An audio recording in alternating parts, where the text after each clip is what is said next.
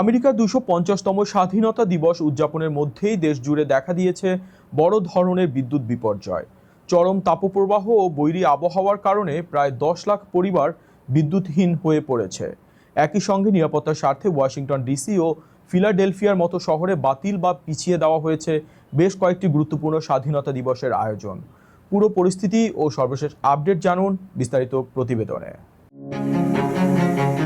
আমেরিকার ২৫০তম স্বাধীনতা দিবসের আনন্দের মধ্যেই বড় ধাক্কা। চরম তাপপ্রবাহ, বৈরী আবহাওয়া এবং ব্যাপক বিদ্যুৎ বিভ্রাটে উৎসবের আমেজ অনেকটাই ম্লান হয়ে গেছে। দেশটির বিভিন্ন অঙ্গরাজ্যে প্রায় ১০ লাখ পরিবার বিদ্যুৎহীন অবস্থায় দিন কাটাচ্ছে।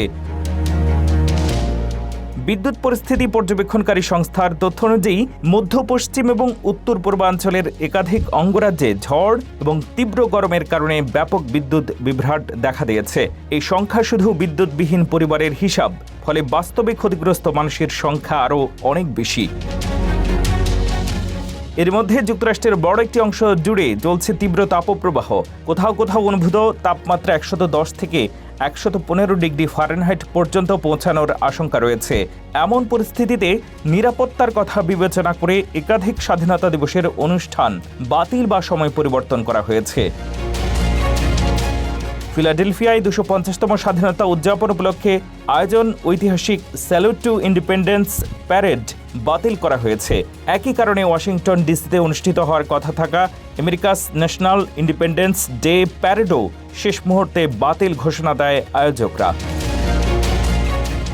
এছাড়া ন্যাশনাল মলে আয়োজিত গ্রেট আমেরিকান স্টেট ফেয়ার এবং ফিফা ফ্যান জোন নির্ধারিত সময়ের ২ ঘন্টা পরে চালু করার সিদ্ধান্ত নেওয়া হয়েছে, যাতে দর্শনার্থীরা চরম গরমের ঝুঁকি এড়াতে পারেন।